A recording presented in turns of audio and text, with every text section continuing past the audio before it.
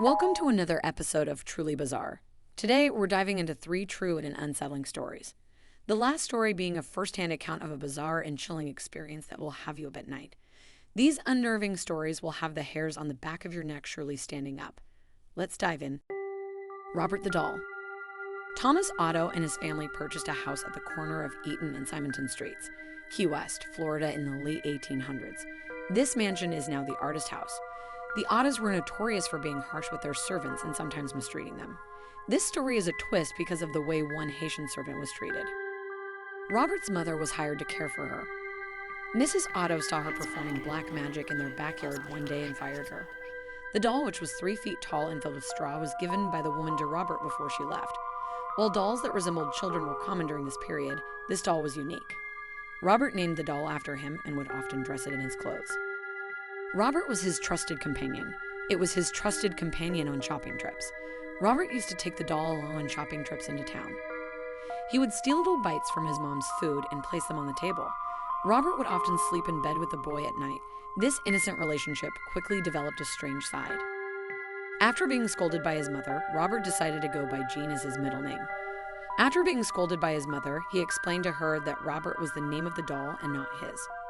Jean would often be heard talking to Robert in his toy box. Jean would speak in a childish voice, and the responses to his questions could be heard in a lower pitch. Jean would sometimes become very anxious, worrying his mother and servants. Sometimes she would rush in to see her son, who was often hiding in a corner, while Robert stared at her from a chair or bed. This was just the beginning. Jean's household objects were thrown around the room, and Jean's toys were mutilated. Jean could even be heard giggling. Jean would always say, "Robert did that," whenever these strange acts occurred. Although the boy accepted the punishment, he always maintained that Robert was to blame. As the mischief grew, more servants were left to be hired. It was clear that the Ottos needed to take action. Jean's parents took Robert out of his care at the suggestion of a great-aunt and put him in an attic box. He remained there for many years. Jean received his boyhood home after the death of his father. Jean decided to move in with his wife, a Victorian lady. Jean was an artist and thought the house would be a good place to paint.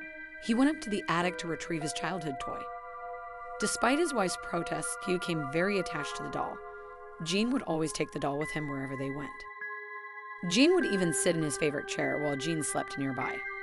After Mrs. Otto moved Robert back to the attic, the turret room became Robert's home. Slowly, their marriage became less happy until Mrs. Otto died from unknown causes. Jean followed soon behind. Robert is said to have attacked people and even locked them up in the attic. People who walked by said they heard evil laughter from the turret room. Robert stayed in the house until his death. The mansion was then purchased by a new family and restored. The doll was moved once more to the attic. It was as happy as ever. The doll could be found all over the house. Robert, a giggling doll with a kitchen knife, was found by the owners at their bedside one night. They fled their home after this incident. Robert was later moved to Key West's East Martello Museum, where he is now seated in a glass container. The doll appears to have not abandoned his dangerous ways despite his new home. Employees and visitors claim to have seen the doll move. His smile can sometimes turn into a scowl. Robert was cleaned by one employee who turned off all lights and then left for the night. He returned the next day to find Robert in a new position, lights on and fresh dust on his feet. Some believe he will curse you. You must be polite if you ask him to take a photo of you. He will tilt his head to give permission. If he refuses to allow you to take the photo anyways, you will suffer the curse along with anyone who was there with you.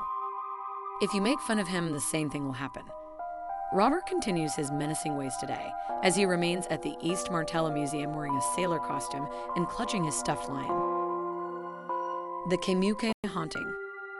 The Kemuke House ghost story is about a haunted home in Honolulu.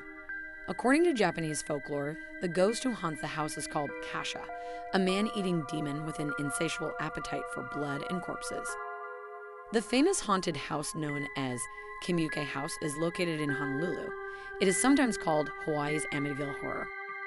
The house was occupied in 1942 by a single mother with her 3 children. The police were called to her home one night. The police arrived at the scene and found the woman screaming in her front yard, "She was trying to kill my children." An invisible force was throwing the children around the room. The children were being beaten and strangled by an invisible force. Officers watched the scene for more than an hour. For several days, the incident was front and center in local newspapers. 3 girls shared the house years later. They started hearing strange sounds one night. It was like someone was talking and moving. One of the girls felt a hand hovering over her arm. They called the police. The officer arrived and found the 3 young girls outside the house, looking terrified. The policeman followed the girls to ensure nothing happened. The police officer noticed the girls' car pulling into a lot as they were driving. The girl in front was suffering from an invisible illness that threatened to strangle her. The policeman got out of his car to try and rescue the girls. However, a strong hand with a calloused palm grabbed his arm and twisted it. The vehicle's door flew open, and the girl was thrown onto the road. As if someone were choking her, she was grasping at her throat. They could not stop the attack, so they watched as the woman was strangled. A Japanese couple bought the house in Kenyuki and moved in 1977. They had no idea of its history. The wife was horrified to discover that the bedroom was extremely cold on their first night there. She looked around and saw a ghostly white figure floating in midair. It was a woman without arms or legs. The figure vanished when the wife tried to wake her husband. The couple became so distressed by the appearance the next day that they called a priest. He suggested that they offer water and bread to the spirit each night. He explained that it was a kasha, a Japanese demon, caused by the horrific murders that took place in the house many years ago. The couple was able to see the horrible spirit again after repeating the ceremony for 1 week. These stories are only the tip of the iceberg. According to them, the haunting was caused by a series of horrific murders. The house was home to a Japanese immigrant who lived there many years ago with his wife and their 2 children. Evidently, the husband murdered his wife, his son, and his daughter. The bodies were cut up and hidden on the property by the husband. Police found the bodies of the husband and son in the garden. However, the body of the daughter was not found. According to them, her body is still in the house. The house was then abandoned for many more years. 2 women later lived in the house. One of the women was in love with a man. They believe there was a love triangle. The man was jealous and drove mad. Both of the women were killed by him, and he then committed suicide inside the house. After a few days, the bodies of all 3 were discovered in the house. These horrible murders are believed to have created a kasha, a Japanese demon that is fueled by anger or grudges after a horrific crime. Many books and newspapers have been published detailing the hauntings of Kenyuki House. Villagers still tell horror stories about these events. The Rake. Summer 2003 saw events that involved a human-like creature in the northeastern United States. This sparked a brief media attention before an apparent blackout was implemented. The creature's online and written accounts were mysteriously deleted, leaving little or no information. Self-proclaimed witnesses recounted stories about encounters with unknown creatures. They were initially based in New York's rural areas. The emotions experienced ranged from extremely traumatic levels, such as fear and discomfort, to a childlike sense and joy of curiosity and playfulness. Although their published versions are not available, the memories remain powerful. Many of those involved began to search for answers that year. 3 years ago, I was returning from Niagara Falls with my family to celebrate the 4th of July. After a long drive, we were exhausted, so my husband and I went to bed. Around 4 a.m., I woke to find my husband had used the bathroom. I took the opportunity to grab the sheets and woke my husband up. I told him that I thought he was getting out of bed. He turned to face me and gasped, then pulled his feet from the bed's end so fast that his knee nearly knocked me off the bed. He grabbed me then and said nothing. After about a half second of adjusting to the darkness, I was able to see the cause of the unusual reaction. The strange thing was that it was sitting at the foot of the bed and looking away from us. It looked like a large, hairless dog or a naked man. The way it was positioned was unnatural and disturbing. It looked as though it had been hit by something. Its condition was more of a concern than my immediate fear. At this point, I had an inkling that we were supposed to help him. My husband was looking over his knee and arm, tucked in a fetal position. He occasionally glanced at me before turning back to the creature. The creature rushed around the side of my husband's bed in a rapid, frenzied motion.